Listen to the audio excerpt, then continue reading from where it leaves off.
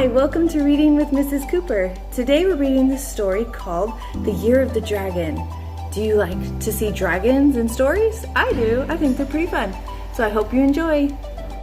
The Year of the Dragon, Tales from the Chinese Zodiac. Written by Oliver Chin, illustrated by Jennifer Wood. High amidst the mountain peaks, a pair of dragons lived. In their cave, they gently tended their first egg. Eventually, its shell slowly began to crack. A whisper of smoke emerged and out peeked a baby. The proud parents scooped up their hatchling and named him Dominic. Papa Dragon beamed, "Now, Dom, you can roam the earth, sea, and sky."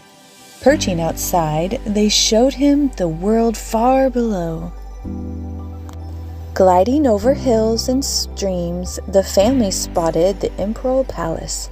The king, emperor, empress, and their court greeted them. "My, we do look alike," said the snake, but Dom was growing fast. Suddenly, his wings popped out. Dom shouted, "Wow, I can fly!" Whoosh! Lifting off, he waved goodbye and followed his parents into the clouds. Mama reminded him, "Remember, dragons are special. No one can soar as swift or swim as deep." Papa puffed, "Who blows the winds? Who commands the rain? Who advises the emperor? We do." Indeed, Dom learned the dragons could do things that others could not. This slinky serpent could play ping pong, pick an entire orange tree, and roast marshmallows all by himself. One day, the boy named Bo invited Dom to a swimming party. The neighbors were excited to meet a dragon, yet everyone's attention soon turned to the noisy scene across the river.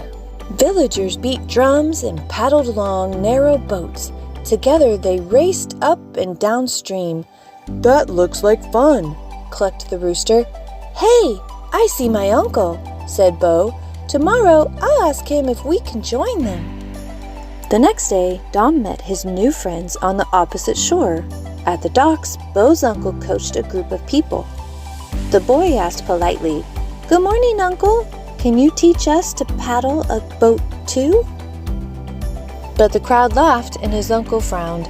"Bo, we're busy practicing for the big race next week," he replied.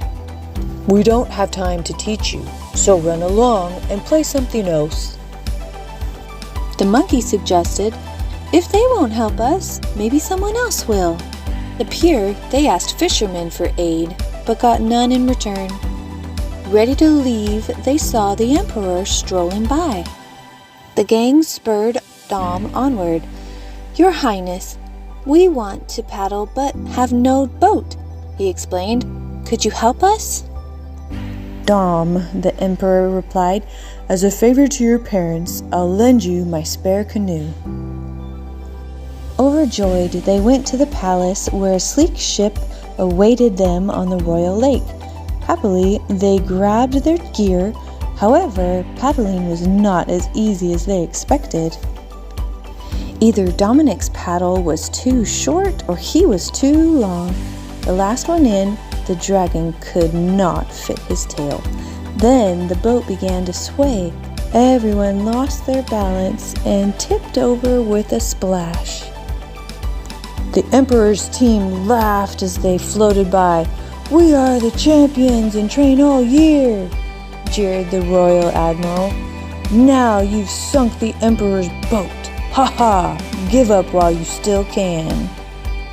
Bo and the animals were embarrassed. The rat moaned, "What should we do now?" Not wanting to let them down, Dom volunteered. "I'll ask my parents for advice. They are wise and powerful."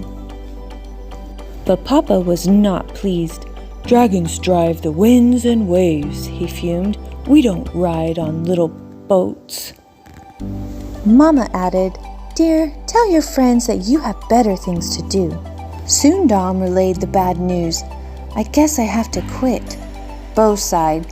maybe they're right. We're too different after all. Dom shrugged his shoulders and shrank sadly into the shadows. Gazing wistfully into the river, Dom noticed his reflection. The dragon was surprised that he shared many of his pals' qualities. Suddenly, he realized they had more in common than others thought. He remembered what Mama and Papa had told him. A dragon is the ruler of the water. Aha! Cried Dom. I know what we can do.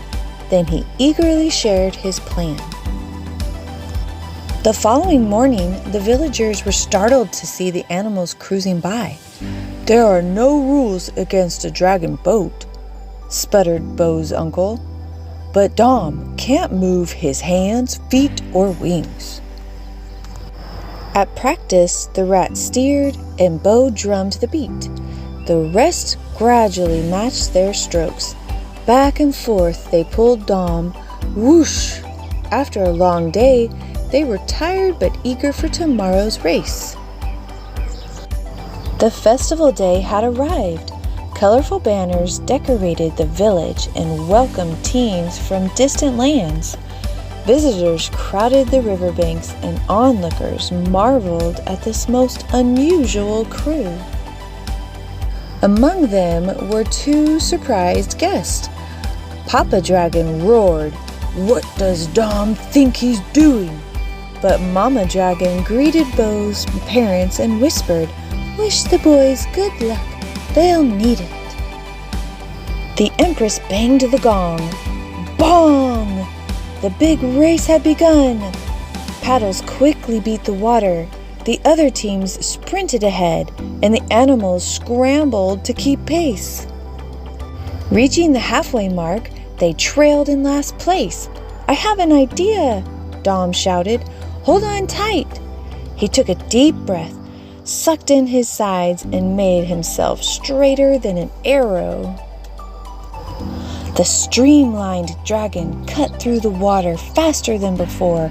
Whoosh! Like a fiery rocket, he sped down the river. They passed Bo's uncle and the other teams until only the imperial boat lay before them. Suddenly, Bo yelled, "I see the dragon gate!"